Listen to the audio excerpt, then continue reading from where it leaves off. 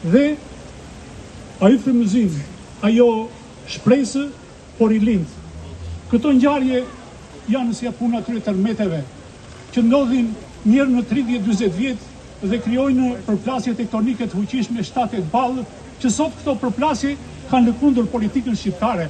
Dhe sot duhet që nga kjo lëvizje, nga kjo tektonikë, neve të përjetojmë një rilindje, jo atë që na është prekopomenduar gjithashtu, por një rilindje të re, një shtet të ri i cili do të lejojë që qytetari në këtë shtet të ndjehet qytetar me nder në këtë vend.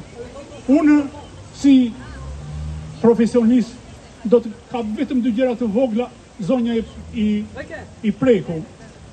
Mua më vjen keq dhe i Çajalli, i luftëtari kombëtar, një vepër monumentale më e mira në Shqipëri, e ndërtuar nga Odise Paskali si dhuratë për qytetin e Korçës dhe e financuar nga qytetarët e Korçës.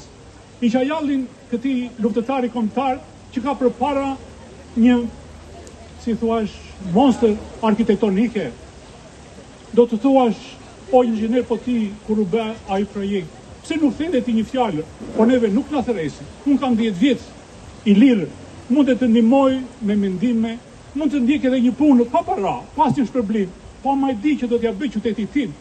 Dhe thjesht për këtë kull kam propozuar, kam shkruar dhe një status në Facebook që të paktën të grimohet çfarë mund të bëhet në Madrid, në Manhattan.